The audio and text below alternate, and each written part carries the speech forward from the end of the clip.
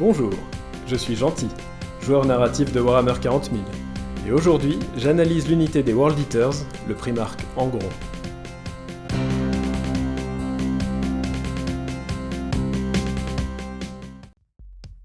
À l'époque contemporaine du 41e, ou peut-être du 42e millénaire, Angron est le primarque de la légion renégate des World Eaters. Surnommé l'Ange Rouge, son esprit n'est que rage et fureur. Son attention est entièrement consacrée à la guerre. Au combat, il manie une épée démoniaque, Samni Arius, qui renferme l'âme d'un démon de Slaanesh, le dieu de tous les excès, ainsi qu'une énorme hache tronçonneuse, Brise-Échine, dont les créateurs du Mechanicum Noir furent tués par Angron, car il leur reprocha d'avoir passé trop de temps à concevoir cette fabuleuse arme, au lieu de massacrer des gens. Lors de l'hérésie d'Horus, au 30e millénaire, Angron fut démonifié par Khorne, le sombre dieu de la guerre. En plus de l'immortalité, son statut de prince démon lui confère de puissantes mutations, décuplant sa force prodigieuse et sa résistance. Toutefois, l'état mental d'Angron est tant dégradé qu'il lui est très difficile de communiquer avec ses subordonnés Space Marines. Mais de toute façon, il n'en voit pas l'intérêt, car il les méprise et les considère faibles. Parmi les World Eaters, seul Kharn est jugé digne de son attention.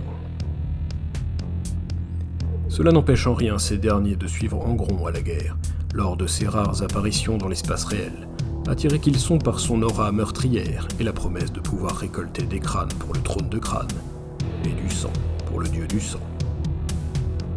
La première figurine d'Angron date du jeu Epic, de 1992. La figurine en métal est plutôt bien sculptée. Toutefois, sa représentation très démoniaque ne laisse rien apparaître de ses origines de Primarque, et c'est un peu dommage. En 2012, Angron est le premier Primarque à sortir pour le jeu Hérésie d'Horus.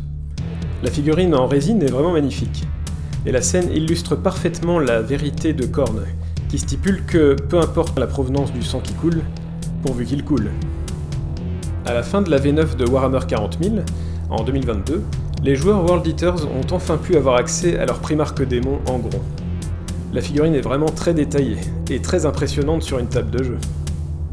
Vous pouvez admirer ici la figurine de Angron, peinte par mon pote Arnaud, et qui a récemment massacré bon nombre de mes salamanders sur le champ de bataille, et dont les survivants ont eu toutes les peines du monde à le bannir dans le Warp. Mais pour combien de temps ?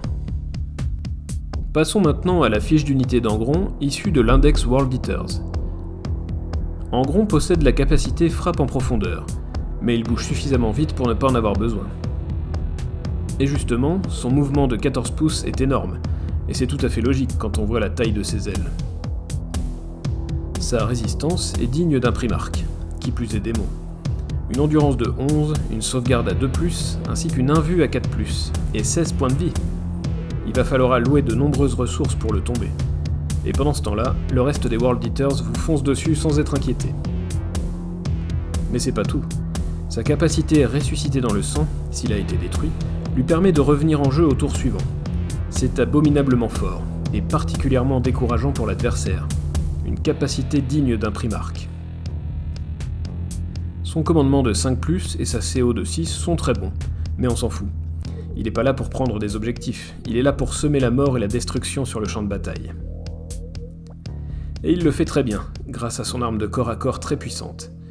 On a le choix entre effectuer une frappe, qui correspond à 8 attaques de force 16 PA-4, pour des dégâts potentiellement exceptionnels. Avec ça, Angron peut casser du titan.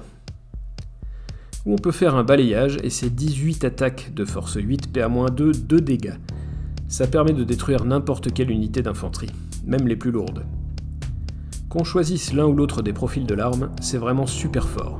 Et heureusement, parce qu'à 415 points l'unité, Angron a intérêt à être fort.